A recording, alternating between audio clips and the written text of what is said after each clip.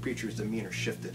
The wolves retreated to the back of the bus, all three carrying a legitimized fear of the oily black hooded figure surrounding the bus. Each entity resembled a shadowy figurine wrapped in a free-flowing shredded blanket, reached out for the bus. Their dismantled bony hands took hold of the bus, smearing their grease across the shattered windows. A slow rock of the bus startled the passengers. "This is not happening, this is not happening," Romulus seethed, his body still smarting from crossing the line. Fierce pain tore through his torso, melting away his skin, burning the werewolf from within. "I'll shoot you if you let them in," demanded the preacher. "Actually, it's not them you need to worry about," replied Ed. No sooner did Ed finish his warning did the preacher get a closer look at one of the bodies, throwing its face against the glass, revealing incisors capable of shredding a whale in half. A pair of soulless eyes jarred around in their emptied sockets as balls of burning flames. "This can't be our stop," the preacher pleaded. "Yes, unfortunate for you it is," Ed rose, tapped his fingers against his legs. "What are you doing?" "Counting his steps. We fell a bit short of the stop due to unforeseen circumstances." Steps of what?" Remus barked from the rear. "Well, until my boss arrives. He's close. Real close." Ed took a deep breath in. "I can smell him. All I smell is rotting flesh, smoke, and the stench of blood." Lewis coughed out the words. "This isn't fair. Why are we here? Why'd all those other folk, especially that son of a bitch Phantom, get off earlier?" The preacher waved the gun around wildly. Hello, another shot through the open window, catapulting the screeching entity away from the side of the bus. "Listen," Ed continued. "Adolf, Phantom, and to a lesser degree, Terrence, displayed remorse for their deeds and obeyed the driver. Not once did they cross the white line or sharpen their tongues with disparaging rhetoric." "What? You can't be serious. They killed many men and women," preacher said. "What they've done in the past has been decoded in their favor as acts of justice against a greater evil. For you, however, in your snide limericks, rogue prayers, disturbing preachings, you've been denied forgiveness. And those pack of lycanthropes as well, with their long list of murders and distaste for the general population, they're receiving a discipline far worse than they can imagine." Short pause flowed before Ed began peering out the window. 1, 2, he counted. The crunching bones could be heard throughout the bus as the boss approached the doors. A large figure, at least 9 feet tall, dressed in a sleek black trench coat, released a quick breath of fire from his chapped lips. 3. Ed finished. His fingers clutched the handle, swung the doors open, allowing the boss to enter the bus. "Word of warning.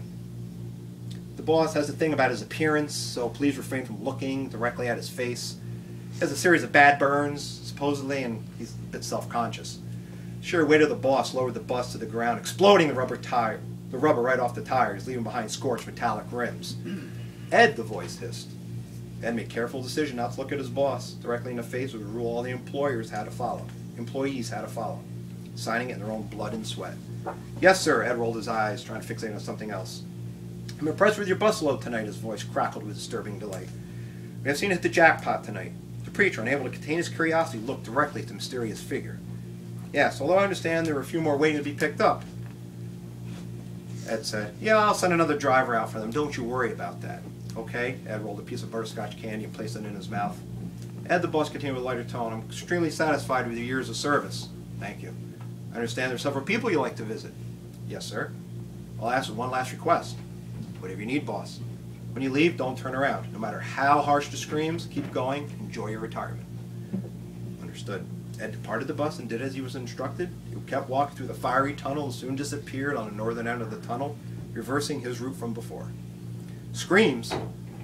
Lewis hollered from the rear of the bus. His hands cradled his dying son Romulus, his soul erupting and fire burning from within. Preacher's eyes continued, focusing on the approaching figure. "Ah, we have much to do." The boss closed his distance. Preacher felt his eyes burning from the hideous image staring at him ahead. Seconds wind for a small pocket of fire engulfed his own eyes, leaving the preacher marked for life. "I'm going to need another foot soldier for my army and become part of the tunnel dwellers for all eternity," the boss continued. He placed his hand on the shoulder of the preacher, and with fingers resembling the thorny stems of wilted roses, he dug deeply through the preacher, sucking out his corrupted soul. The preacher's body went limp to the ground, burning with intermittent fire. "And now for each of you." The boss released his hood and revealed his true persona. A set of horns curled back from each side of his temples. His scarred, fire-soaked skin floated in place, revealing a horrific and malevolent side to his truest form. He raised his arms and spread out his grotesque hands. "I'm very hungry, and I brought quite the appetite." That's the last shot.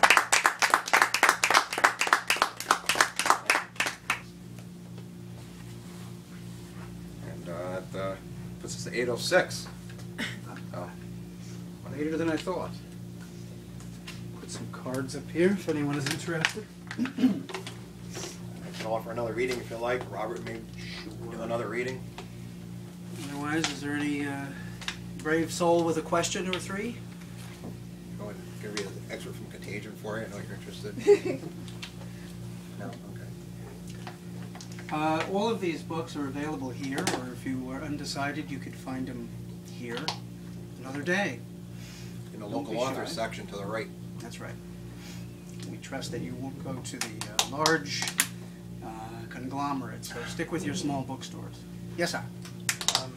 It seems to me that one can't help but be obsessed with death when we're confronted with it on a daily basis. When you just look around and you see a culture that's dying, and art and beauty and everything that is worth living for is just going to the grave.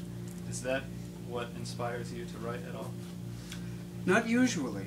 I write a lot of. I chiefly write poetry, but the ghost poems, the prose poems that I read this evening, they usually come about in the fall. So it's a tradition with me to explore that aspect of a dying year. But I don't have an obsession with death. In fact, spring is starting in a matter of days. And yeah, it is true that all cultures rise and fall, but I think that if we get outside and participate in the upcoming season, then we'll be a lot better off. Turn the TV off, get away from a screen. Everyone has a screen in front of their faces, so that's one of the biggest problems. I work with children. You probably wouldn't believe this, but I work with children a lot, and none of the insane stuff comes out then. That's reserved for I can't begin to describe this gentleman here, but he has pure imagination. The most important thing is to keep imagination where it belongs and reach out to other people, because it's far easier to embrace darkness, and we hope that you don't. It's just a effluvia from our imaginations. That's all it really is.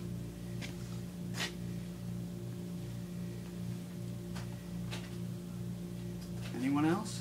Complaints? I have your short story that you just read seems a lot like an inside joke.